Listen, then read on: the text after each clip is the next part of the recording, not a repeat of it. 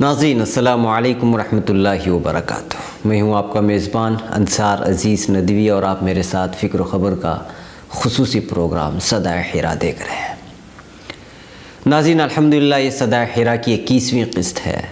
گزشتہ ہفتے آپ حضرات نے سنا تھا کہ کس طرح آپ صلی اللہ علیہ وسلم کی پرورش ہوئی اور پھر حرب فجار میں آپ کی شرکت اور کس طرح اپنے چچاؤں کا ساتھ دیا وغیرہ وغیرہ، آپ کے سامنے تمام تفصیلات آئی تھی۔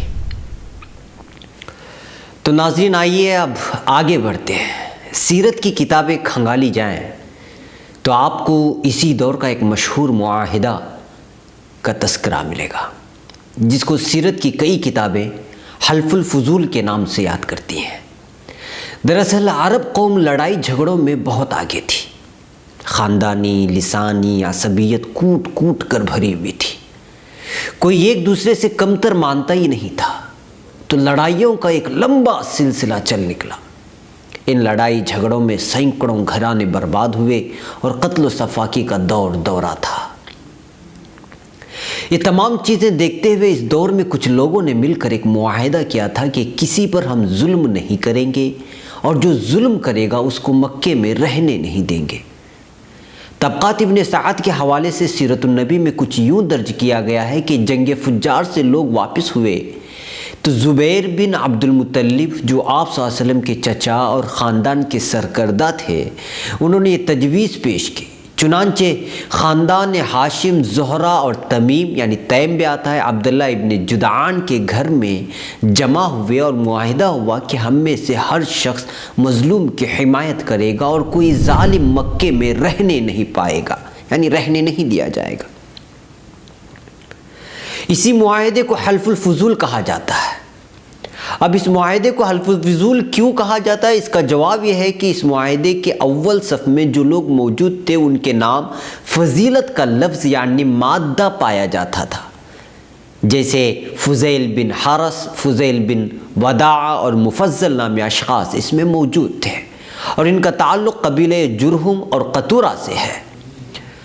ایسے دور میں جب ہر جگہ مار دھاڑ کی باتیں ہوتی ہوں، بات بات پر تلوار میان سے نکل جاتی ہو، ایسے دور میں یہ معاہدہ ظالموں کی سرکوبی اور مظلوم کی مدد کے لیے کیا گیا تھا، جس کی اپنی الگ پہچان تھی۔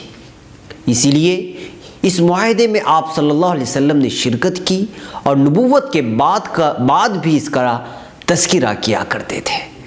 چنانچہ حدیث میں درج ہے کہ اس معاہدے کے مقابلے میں اگر مجھ کو سرخ رنگ کے اونٹ بھی دیے جاتے تو میں نہ بدلتا، اور آج بھی ایسے معاہدے کے لیے کوئی بلائے تو میں حاضر ہوں۔ یہ مستدرک ابن حاکم کی روایت ہے۔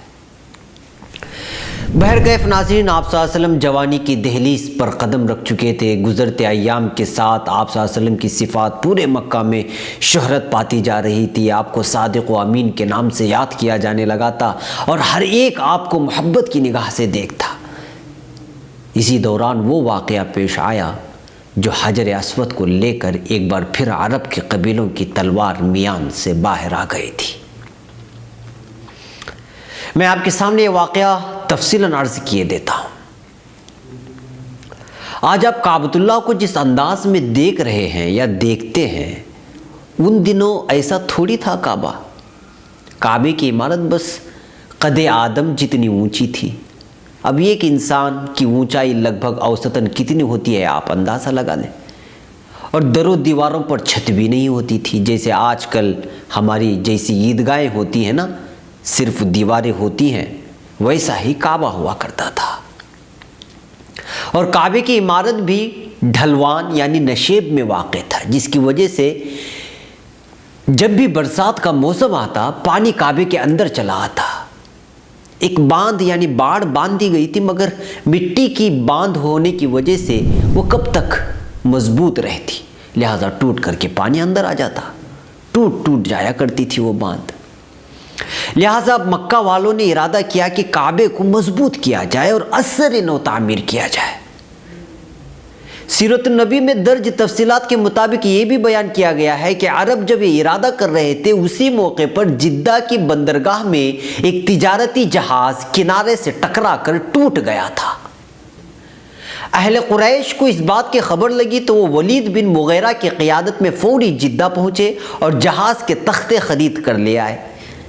इसी जहाज़ में एक रूमी मेमार, यानी आजकल की ज़बान में आप उसको इंजीनियर कहें या मेस्तरी कह लें, जिसका नाम बाकूम बताया गया है, वो भी था। तो वलीद बिन मुगीरा ने उसको भी साथ लिया और तमाम के तमाम अहले कुरैश ने मिलकर काबे की असर नो तामीर कर दी। और चूंकि काबे की तामीर का मतलब बड़ा शर्फ का काम था, तो तमाम कबीलों में एक एक काम तकसीम कर दिए गए थे। जैसे कोई ईंट जोड़े का, कोई गारे का, कोई काम छत का, कोई किसी कबीले को पुताई का, वगैरह वगैरह। जैसे इब्न हिशाम में इन कामों की तफसील कुछ इस तरह है कि दरवाजे का हिस्सा बनी अब्द मनाफ और बनी ज़ुहरा का था। रुकने अस्वद और रुकने यमानी के दरमियान का हिस्सा बनी मखजूम और कुरैश के उन कबीलों का था जो उनसे मिल गए थे। काबे का पिछला हिस्सा बनी जुमह और बनी सहम का था, जो उमर बिन हुसैस बिन काब बिन लुआई के दो बेटे थे। हजर का, यानी जिसे हत्तीम कहा जाता है, वो वाला हिस्सा भी बनी अब्दिद्दार बिन कुसै, बनी असद इब्नुल उज़्ज़ा बिन कुसै और बनी अदी बिन काब बिन लुआय का था।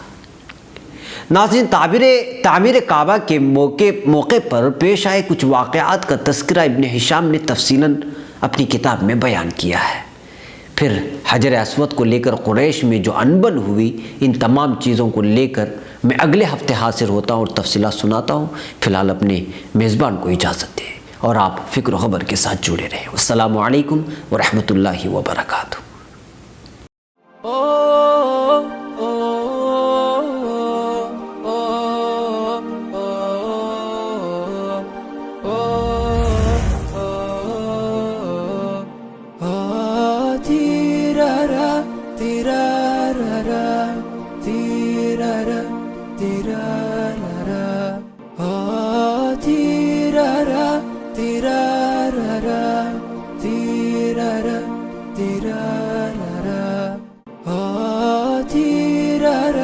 Tira